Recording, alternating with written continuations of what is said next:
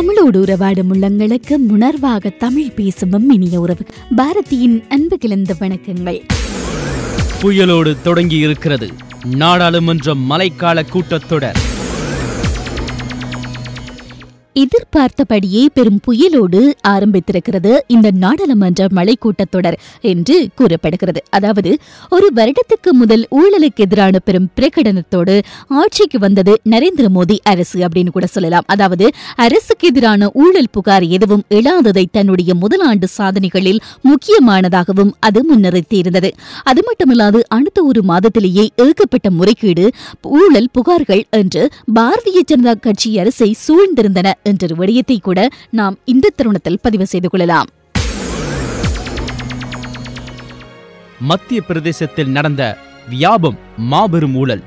மத்திய அரசை தாண்டி பிரதமர் மோடி இதற்கு பொறுப்பான நடவடிக்கைகள் எடுக்க வேண்டும், பதிலளிக்க வேண்டும் என்று எதிர்க்கட்சிகள் எதிர்பார்ப்பதும் கோருவதும் யதார்த்தமானது. நாடாளுமன்றத்துக்கு வெளியே இதுவரை அப்படியான பதில் கிடைக்காத சூழலில் நாடாளுமன்ற நடவடிக்கைகள் தொடங்கும் போது எதிர்க்கட்சிகள் தங்கள் பலத்தை காட்டத்தானே செய்வார்கள். கடந்த காலங்களில் பாஜகவும் அதைத்தானே செய்தது. காமன்வெல்த் போட்டிகள் ஊழல், அலைக்கற்றைகள் ஒதுக்கீட்டு முறைகேடு, நிலக்கரி சுரங்க ஒதுக்கீட்டு முறைகேடுகள் அம்பலமான காலகட்டத்தில் நாடாளுமன்றம் எப்படி அமளித்துமளிப்பட்டது என்பதையெல்லாம் யாரேனும் மறந்திருப்பார்களா என்ன? அரசை போலவே நாடாளுமன்றமும் அமைதியாக நடக்க வேண்டும் என்றே மக்கள் எதிர்பார்க்கிறார்கள். மாறாக முறைகேடு புகார்களை மௌனமாக கடந்துவிட்டு ஏனைய விவாதங்கள் நடப்பதை யாரும் விரும்பவில்லை.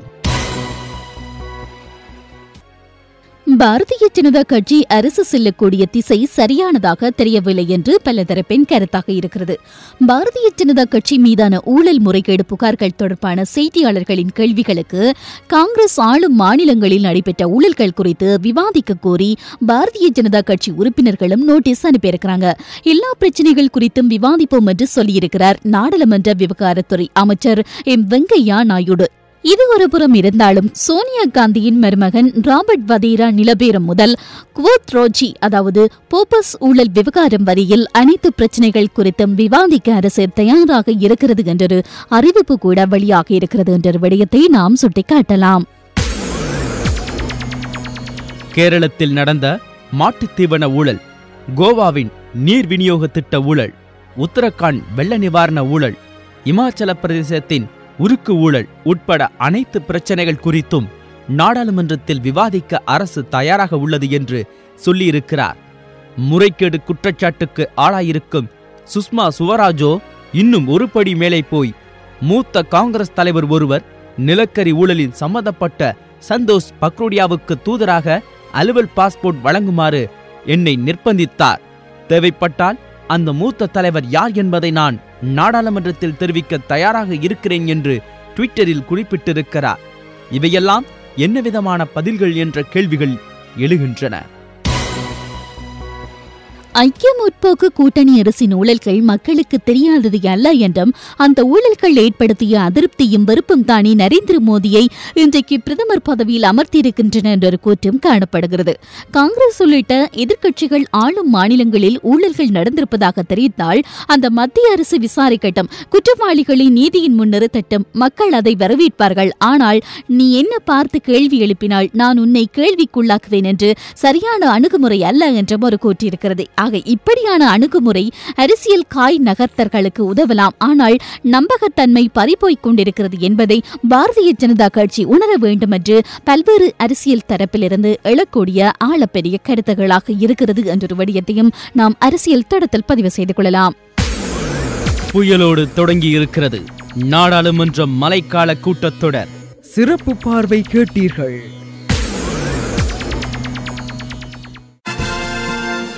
அரசியல் அலசல்.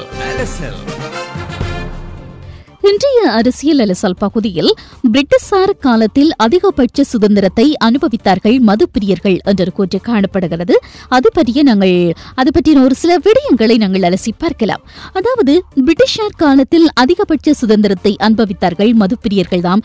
மதுவை விற்கவோ அருந்தவோ எந்த தடையும் இருக்கவில்லை என்றும் மது தனிமனித உரிமை தவிரவும் ரகசியமாக தயாரிக்கிறோம் என்ற பெயரில் தரக்குறைவான மது மனித உயிருக்கு ஆபத்து என்பது பிரிட்டிஷாரின் நிலைப்பாடாக இருந்தது. அது காங்கிரசுக்கு வேப்பம் காயாக கசந்தது என்ற விடயத்தையும் நாங்கள் சொல்லிக் கொள்ளலாம். அது இந்த ஒரு விடயம் பலரின் ஆழப்பெரிய கருத்தாக இருக்கிறது. இந்த நிலையில் நாங்கள் பார்க்கக்கூடியது மதுபான கடைகளை மூடுகின்ற அரசுக்கு எதிராக போராடுவோம் என்று காந்தியிடம் கோரியிருந்தார் ராஜாஜி. அதன் மூலம் மக்களையும் திரட்ட முடியும், காங்கிரஸையும் பலப்படுத்த முடியும் என்பது அவருடைய ஒரு கணிப்பாக இருந்தது. ஆனால் ராஜாஜியின் அரசியல் வைரியான சத்தியமூர்த்திக்கோ அந்த கருத்தில் உடன்பாடு இல்லை என்று கூற்று இருக்கிறது. அதாவது குடிகாரர்களே இல்லாத அடிமை நாட்டில் வாழ்வதை விட குடிகாரர்கள் வாழக்கூடிய சுதந்திர நாட்டில் ஒரு பிரஜையாக வாழ விரும்புகிறேன் என்று எதிர்வினை செய்திருந்தார் சத்தியமூர்த்தி. இப்படித்தான் இந்த மதவிலக்கு விவகாரத்தில் வாத பிரதிவாதங்கள் நடந்து கொண்டிருந்தன. ஆனாலும் காந்தியின் மனம் மதவிலக்கின் மீதே நிலை கொண்டிருந்ததாகவும் மனதில் நினைத்தது செயலில் கொண்டுவர 1937 தேர்தல் வெற்றிகள் வாசல் திறந்து விடப்பட்டதாகவும் கூறப்படுகிறது. இந்த நிலை ஒரு புறம் இருக்க இன்னும் ஒரு விடயத்தை கூட நாங்கள் இந்த தருணத்தில் பதிவு செய்து கொள்ளலாம். காங்கிரஸ் ஆளும் அனைத்து மாகாணங்களிலும் அதாவது 3 ஆண்டுகளில் பூரண மதுவிலக்கை கொண்டு வர வேண்டும் என்று காங்கிரஸ் சொன்னதாக கூறப்படுகிறது என்ற விடயத்தையும் நாம் இந்த தருணத்தில் சுட்டிக்காட்டலாம். இன்றைய அரசியல் தடும் நிகழ்ச்சியின் அரசியல் அலசல் பகுதியில் நாங்கள் பிரிட்டிஷார் காலத்தில் அதிகபட்ச சுதந்திரத்தை அனுபவித்தார்கள் மதுப்பிரியர்கள்.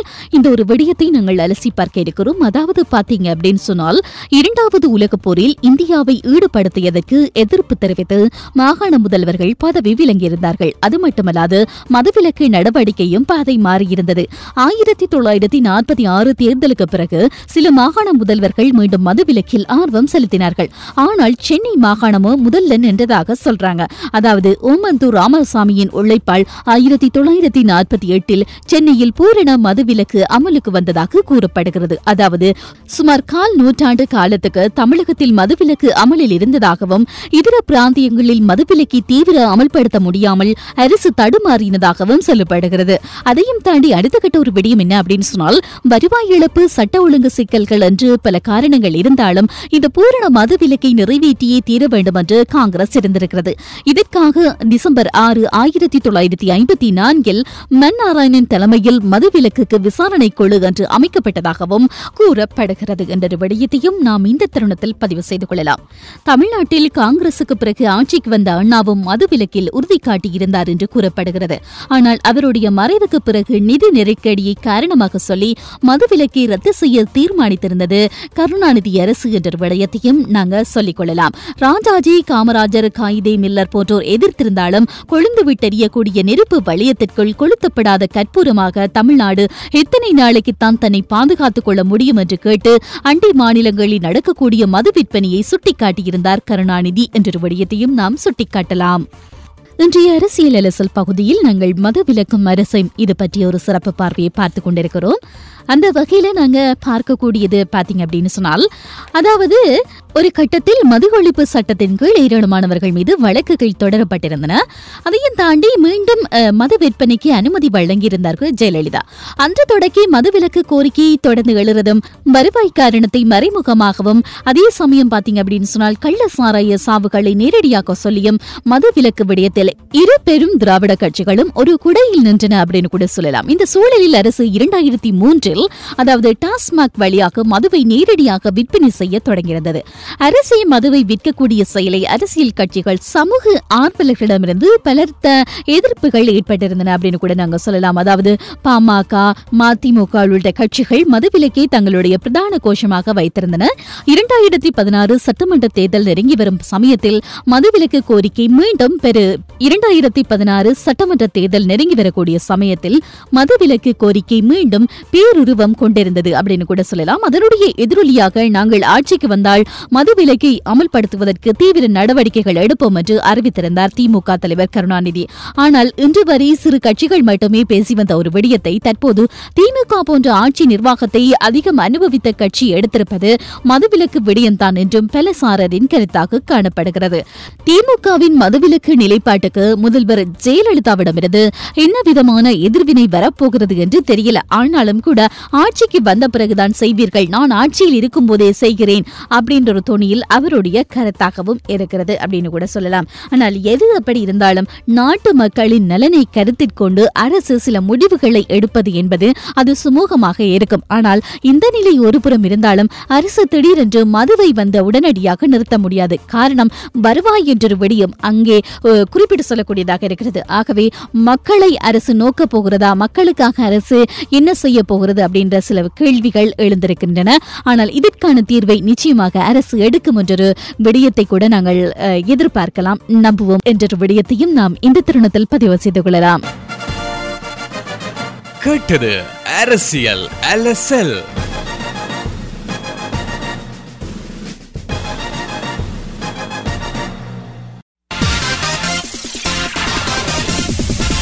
இலங்கையின் வரலாற்று சுவடுகள். தமிழ் ஈழம் வேண்டும், வட்டுக்கோட்டை தீர்மானம். இலங்கை தமிழர்களுக்கு தனிநாடு, அதாவது தனி ஈழம் வேண்டும் என்று இலங்கை தமிழர் தலைவர் செல்வநாயகம் தலைமையில் வட்டுக்கோட்டையில் நடைபெற்ற மாநாட்டில் தீர்மானம் நிறைவேறியது.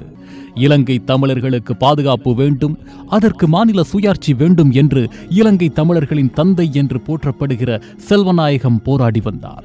இது குறித்து பிரதமர்கள் பண்டாரநாயக்கா, சிறிமாவோ பண்டாரநாயக்கா ஆகியோருடன் ஒப்பந்தங்களும் செய்து கொண்டனர். இந்த ஒப்பந்தங்கள் பயனற்று போயின. தமிழர்களுக்கு எதிராக சிங்களர்களின் அட்டூழியங்கள் தொடர்ந்தன. இதனால் மனம் நொந்த செல்வநாயகம் தனிநாடு பெற்றால் தான் தமிழர்கள் தலை நிமிர்ந்து வாழ முடியும் என்ற முடிவுக்கு வந்தார். இந்த அறிவிப்புக்காக அவர் ஒரு மாநாட்டையும் கூட்டினார். வட்டுக்கோட்டை தொகுதியிலுள்ள பன்னாகம் என்ற ஊரில் 1976 மே 14 இந்த மாநாடு இடம்பெற்றது. செல்வநாயகத்தின் பிரதம சீடரான அமிர்தலிங்கம் பிறந்த ஊர் பன்னாகம் என்பது குறிப்பிடத்தக்கது. இலங்கை தமிழர்களின் வரலாற்றில் வட்டுக்கோட்டை மாநாடு மிகவும் முக்கியமானதாகும். இலங்கையின் பல்வேறு பகுதிகளில் இருந்தும் பெருந்திரளான மக்கள் இந்த மாநாட்டுக்கு வந்திருந்தார்கள். குறிப்பாக இளைஞர்கள் கூட்டம் அதிகமாக இருந்தது. தமிழர்களுக்கு தனி மாநிலம், மாகாண சபை, மாநில சுயாட்சி முதலான தத்துவங்களில் தமிழ் இளைஞர்கள் சலிப்படைந்துவிட்ட காலகட்டம் அது. தமிழர்களுக்கு தனி நாடு வேண்டும், சிங்களவர்களின் அடக்குமுறையிலிருந்து மீள அதுதான் வழி என்று அவர்கள் பேச ஆரம்பித்துவிட்டனர். எனவே வட்டுக்கோட்டை மாநாட்டுக்கு வந்த தமிழ் இளைஞர்கள் தமிழீழம் வேண்டும், தனிநாடு பற்றிய அறிவிப்பை வெளியிடுங்கள் என்று குரல் எழுப்பிய வண்ணம் இருந்தார்கள். செல்வநாயகம் அறிவிப்பு. மாநாட்டுக்கு செல்வநாயகம் தலைமை தாங்கினார். அவர் பேசுகையில் கூறியதாவது: தமிழர்களுக்கு தனி மாநிலம் அமைத்து சுயாட்சி வழங்க வேண்டும் என்று வலியுறுத்தி வந்தோம். அதை சிங்கள அரசுகள் கேட்கவில்லை. ஐக்கிய இலங்கையில் தமிழர்கள் தன்மானத்துடன் வாழ்வதற்கு செய்த முயற்சிகள் தோற்றுவிட்டன. இந்நிலையில் தமிழர்களுக்கு என்று தனி சுதந்திர நாடு கோருவதை தவிர வேறு வழியில்லை. இவ்வாறு செல்வநாயகம் கூறிய போது மாநாட்டில் கூடியிருந்தவர்கள் கைத்தட்டி ஆரவாரம் செய்தனர். தமிழ் ஈழம் வாழ்க என்று முழக்கமிட்டனர். வட்டுக்கோட்டை பிரகடனம் என்று வரலாற்று ஆசிரியர்களால் வர்ணிக்கப்படும் தனிநாடு தீர்மானத்தை செல்வநாயகம் முன்மொழிந்தார். மு. சிவசிதம்பரம் வழிமொழிந்தார்.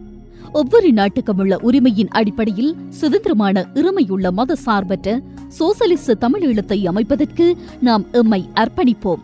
இலங்கையில் வாழும் தமிழ் மக்களுக்கு இதுவே பாதுகாப்பானதாக அமையும் என்று அந்த தீர்மான வாசகமாக இருந்தது. இந்த தீர்மானம் வாசிக்கப்பட்டதும் கூடியிருந்த இளைஞர்கள் தமிழீழம் வாழ்க, தமிழ் ஈழத்தை அடைந்தே தீருவோம் என்று குரல் எழுப்பினார்கள்.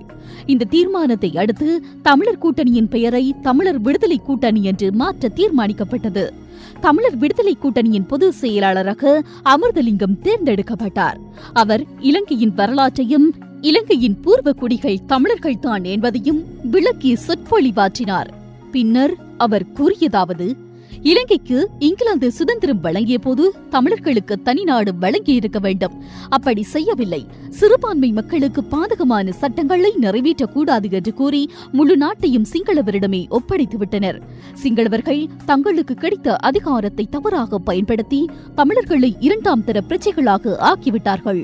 தமிழ் மக்களின் நியாயமான கோரிக்கைகளுக்கு கூட இந்த அரசாங்கமும் செவிசாய்க்கவில்லை. எனவே இழந்துவிட்ட அரசுரிமையை பெற தமிழ் ஈழம் ஒன்றுதான் வழி என்று இந்த தீர்மானத்தை நிறைவேற்றியுள்ளோம். சுதந்திர தமிழீழத்தை அடைந்தே தீர்வோம் என்று அமிர்தலிங்கம் தெரிவித்தார். அவருடைய பேச்சு தமிழ் இளைஞர்களின் உணர்ச்சியை தட்டி எழுப்பும் வகையில் அமைந்திருந்தது. மாநாடு முடிந்ததும் அமிர்தலிங்கத்தை தோளில் தூக்கிக் கொண்டு இளைஞர்கள் ஊர்வலமாக சென்றார்கள். அமிர்தலிங்கம் கைது. இது நடந்து ஒரு வாரத்துக்கு பின் தமிழீழம் பற்றிய துண்டு பிரசுரங்களை விநியோகிக்க செல்வநாயகமும் அமிர்தலிங்கமும் மற்றும் தமிழர் விடுதலை கூட்டணி பிரமுகர்களும் யாழ்ப்பாணம் பஸ் நிலையம் அருகே கூடினர். பொதுமக்களிடம் துண்டு பிரசுரங்களை விநியோகித்தனர். அப்போது ஆயுதம் தாங்கிய போலீசார் ஜீப்களில் வந்தனர். உங்களை கைது செய்யும்படி எங்களுக்கு உத்தரவு வந்திருக்கிறது, எங்களுடன் வாருங்கள் என்று அமிர்தலிங்கத்திடம் போலீஸ் அதிகாரிகள் கூறினர். என்னையும் கைது செய்யுங்கள் என்று செல்வநாயகம் கூறினார்.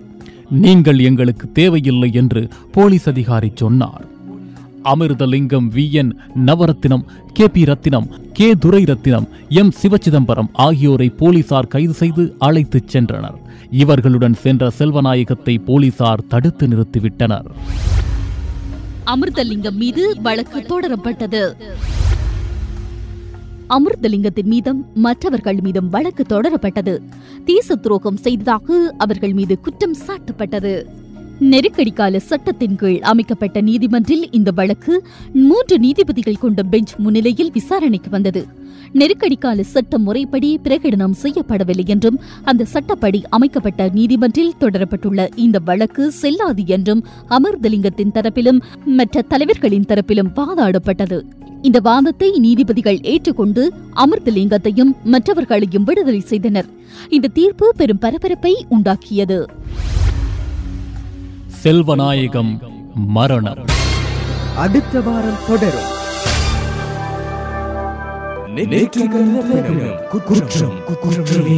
நெற்றிக்கண் திறப்பினும் குற்றம் குற்றம்தான். அதாவது இப்போது நாங்கள் பார்க்கக்கூடிய ஒரு விடயம், சீனாவில் லஞ்ச ஊழலை அடியோடு ஒழிக்கிறதுல நாட்டின் அதிபர் ஜின்பிங் உறுதியாக இருக்கார். உங்களுக்கு தெரியும், இந்த ஊழலில் சிக்குவோர்கள் யாராக இருந்தார்களும் அவர்கள் மீது நடவடிக்கை எடுக்கிறதுல தயக்கம் அவர் காட்டுறதில்ல. இருந்தாலும் கூட இந்த ஊழல் அப்படின்றது குறைந்த பாடு இல்லை அப்படின்னு கூட சொல்லலாம். இப்ப இந்த நாட்டின் முன்னாள் அதிபர் ஹூ ஜிண்டாவின் முன்னாள் உதவியாளர் லிங் ஜிஹுவா ஊழல் வழக்கில் கைது செய்யப்பட்டிருக்கிறார். இவர் சீன கம்யூனிஸ்ட் கட்சியின் மத்திய குழுவின் இயக்குநராக பணியாற்றி வந்தவர் அப்படின்னு கூட சொல்லலாம். இந்த நிலையில் பாருங்கள், ஜிஹுண்டாவின் வலதுகரமாக செயல்பட்டு வந்திருந்தாலும் கூட இவருக்கு அரசாங்க ரகசியங்களை விற்பனை செய்ததிலும் தொடர்பு இருக்கிறது அப்படின்னு சொல்லப்படுகிறது. உண்மையிலும் பாத்தீங்க அப்படின்னு சொல்லிச்சால் ஊழல் அப்படின்ற ஒரு விஷயத்தை தாண்டி ரகசியங்கள் அப்படின்றது ரொம்பவே பேணப்படக்கூடிய ஒரு விடயம், ரொம்பவே குற்றமான ஒரு செயல்தான். அரசாங்கத்தில் இருக்கக்கூடிய மிக முக்கியமான ரகசியங்கள் எப்பொழுதுமே பாதுகாக்கப்பட வேண்டியது. அதை அவர் மீறி செய்திருந்தால் நிச்சயமாக குற்றமாகத்தான் அது கருதப்படுகிறது.